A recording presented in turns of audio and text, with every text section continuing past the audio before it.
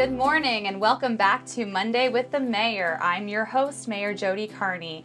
And today for our video podcast, I have with me our Plain City Village planner, Mr. Derek Hutchinson. Welcome, Derek. Thank you. Thank you for having me. And so you're fairly new to our Plain City Village staff. However, it feels like you have been here for a long time, and I appreciate that. How did you come to be in a career in Plain City? So I've been in the planning and zoning field for many years, I'm familiar with the area. I worked for the city of Marysville for several years, and I've been on the Dayton side of town for a while, and just felt like getting back to the Columbus area with Intel and the growth that everything that Columbus is seeing right now just seemed like an exciting place to be. Well, wonderful. It is an exciting time here in Plain City. For our residents, can you tell us a little bit about what a village planner, what they do throughout the day and help to plan for our village? City planners basically revitalize the city through plans of land use. So they determine what is the purpose for the land and what will be suited there. Planners typically plan for economic growth. They forecast transportation needs, road design, and different type of zoning needs. We research economic trends from other areas around the state and around the country to forecast how their city will expand, and analyzing the population growth to what our community needs.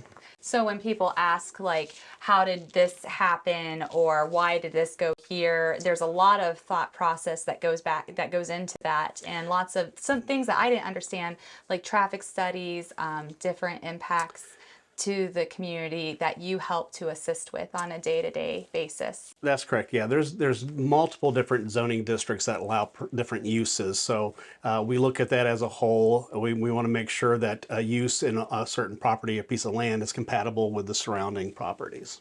And so that helps to allow for better connectivity from our business district to our residential area, and to help really show what goes where, which we really appreciate for when we always hear of a business coming in. Does it make sense? Sometimes we can't really even, the word I'm looking for is kind of like, if it's zoned for that use, we cannot really technically turn it down if it fits in that zoning use, correct? So each zoning district has predetermined uses. So if it's a use that falls in that permitted use, some districts have what's called a conditional use, which means they're not typically in that, but they sometimes are allowed.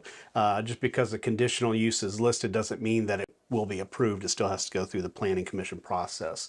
But it's just allow a better flow of uses and make sure you don't have one type of use that's really contrast another type of use right next door.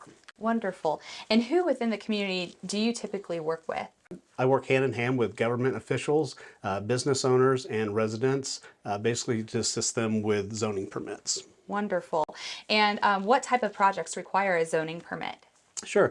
So residential zoning permits, as simple as your fences and sheds, which is we call accessory structures. So that's going to be your decks, your patios, your covered porches, sheds, fences, all those require a zoning permit. And then any type of addition. So if you're doing a housing addition or a garage or a detached garage, those require zoning permits.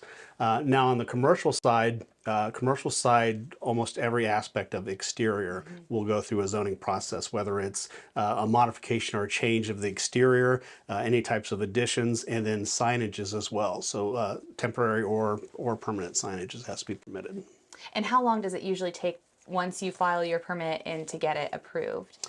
Yeah, by code, we have 30 days to review. Now, it typically doesn't take near that much.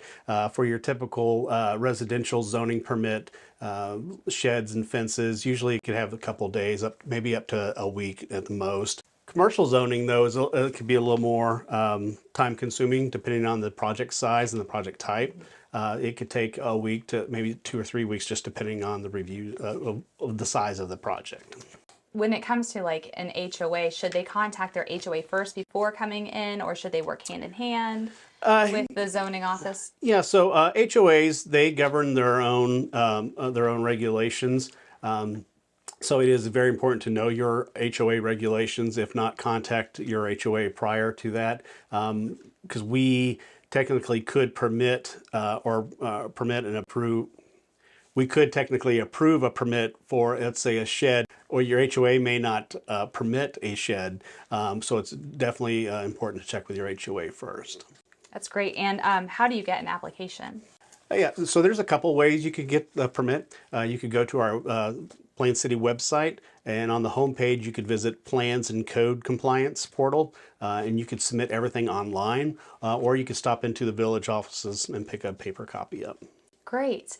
And since your tenure of starting here in Plain City and going through to the current where we're at with different things in planning and zoning, what do you think has been your biggest accomplishment so far? Yeah, I'm gonna have to think about that one.